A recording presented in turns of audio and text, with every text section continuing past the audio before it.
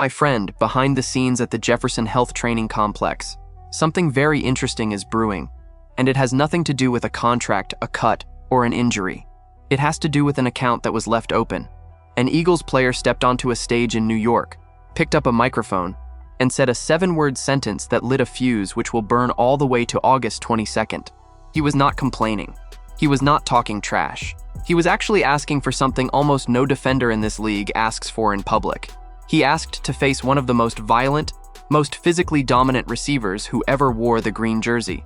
And the detail that turns this into one of the tastiest stories of the summer is that these two men spent 4 seasons destroying each other on the same practice field, on the same side, in the same uniform.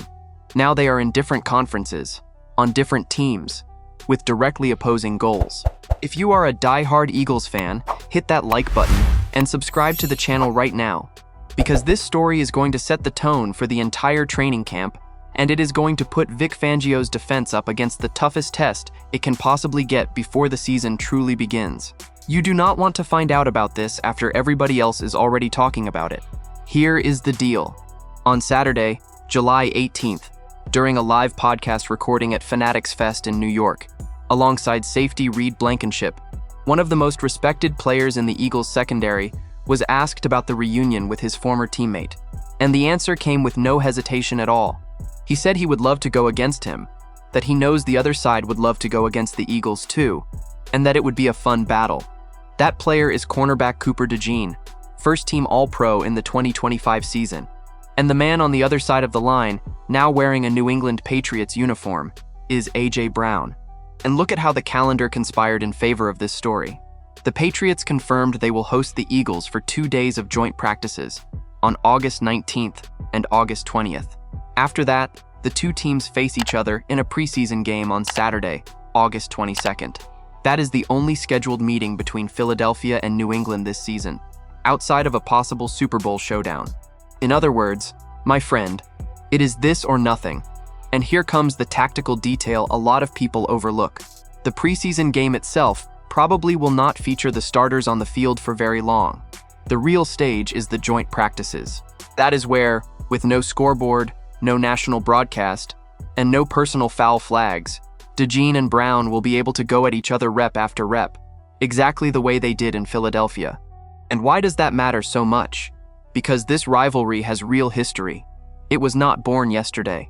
Last year, when DeJean was preparing for his second season in the league, it was A.J. Brown himself, a 2-time All-Pro, who said publicly that he wanted to help the young defender become an All-Pro.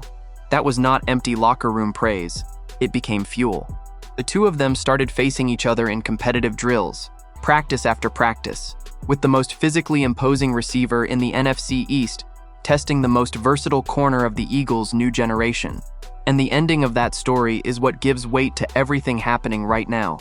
DeJean delivered. On top of earning a Pro Bowl selection, he was voted first-team All-Pro in 2025. Let me put that in perspective with numbers. DeJean was selected by the Eagles with the 40th overall pick in the second round of the 2024 draft, coming out of the University of Iowa, where he piled up 120 tackles and 7 interceptions across 3 seasons with the Hawkeyes. In his debut season, he appeared in 16 games, starting 9 of them, and recorded 51 tackles, 3 of them for a loss, 6 passes defensed, and 3 fumble recoveries. He did not have a single interception in the regular season that year, but he had the interception this entire city will never forget, the return for a touchdown in the Super Bowl win over the Kansas City Chiefs. And then came the leap.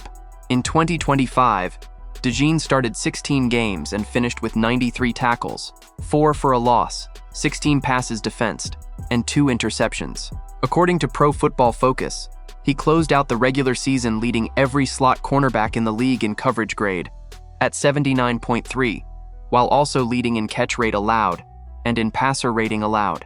He and Quinyon Mitchell became the first Eagles cornerbacks voted first-team All-Pro since Lito Shepherd back in 2004. 2 players from the same draft class, on the same side of the ball, in their first 2 years in the league. That has happened only 3 times in the history of the National Football League. Now think about this with me. The man who triggered that jump in level is no longer in the locker room. On June 1st, the Eagles traded A.J. Brown to the Patriots in exchange for a 2028 first-round pick and a 2027 fifth-round pick.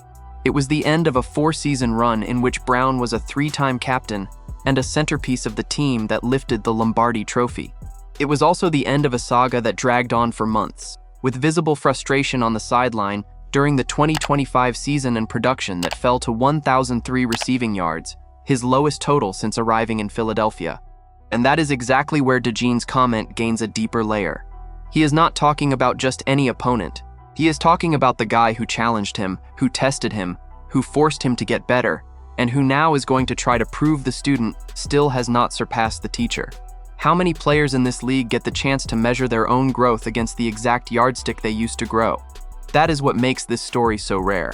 From the Eagles' point of view, there is enormous practical value here, and it goes far beyond romance. Vic Fangio's defense lost. In-house, the receiver who punished the secondary the hardest in practice.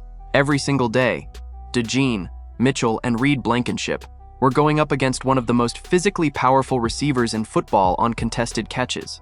That disappears from the daily menu. So those 2 days of joint practice in August are not just an emotional reunion, they are a calibration. It is a chance to find out whether the Eagles' secondary is still at the same level when it has to deal with an elite receiver who knows every tell, every step, every tendency each of them has. And here comes the question nobody wants to ask out loud.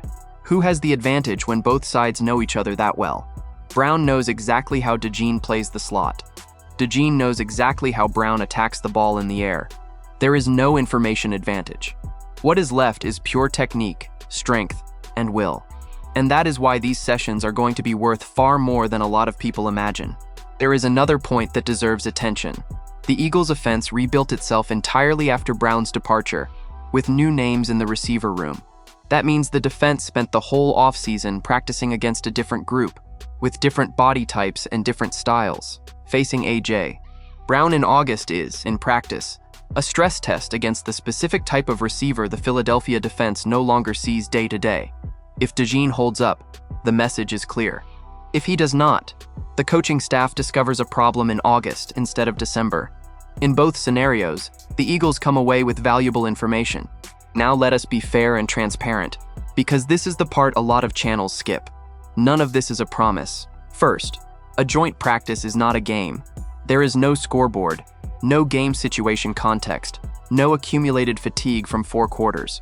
A receiver winning 3 straight reps in a controlled drill means absolutely nothing in November. Second, the report itself does not indicate how much either one will play, or whether the coaches will actually put DeJean and Brown head-to-head on a consistent basis. Mike Vrabel and Nick Sirianni may simply decide to protect their most important players. Third, DeJean plays the majority of his snaps in the slot, and Brown is frequently used on the outside. Depending on the alignment, this matchup could happen far fewer times than the narrative suggests. And fourth, DeJean's comment was short, light, and made at a fan event. Turning that into a declaration of war would be dishonest. He was respectful. He gave praise.